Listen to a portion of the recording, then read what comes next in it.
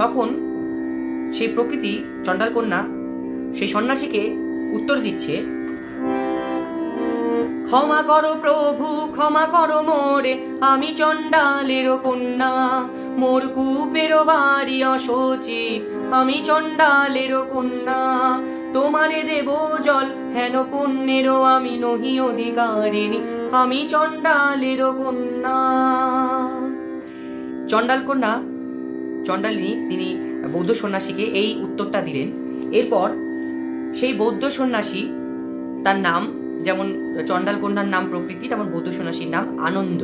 সেই আনন্দ বৌদ্ধ সন্ন্যাসী তিনি আবার তাকে রিটার্নে যেই কথাটি বললেন, যে মানব আমি সেই মানব তুমি কন্যা, সেই বাড়ি তীর্থ বাড়ি যাহা তৃপ্ত করে তৃষিতের, যাহা তাপিত শ্রান্তের তৃপ্ত করে, সেই তো পবিত্র বাড়ি, জল দাও আমায় জল দাও।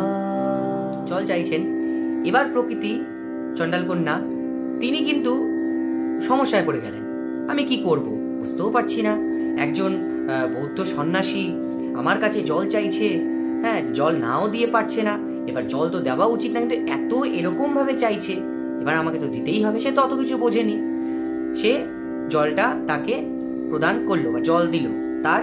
এবার বৌদ্ধ সন্ন্যাসীর জল খেয়ে তৃষ্ণা মিটল। সেই বৌদ্ধ সন্ন্যাসী জল খেয়ে তৃষ্ণা মেটার পর তখন কিন্তু চণ্ডাল কন্যাকে তিনি আশীর্বাদ করলেন। আশীর্বাদটা কিভাবে করলেন সেটাও কিন্তু এখানে ব্যাখ্যা করা রয়েছে। কল্যাণ হোক তব কল্যাণী, কল্যাণ হোক তব কল্যাণী, তিনি আশীর্বাদ করলেন।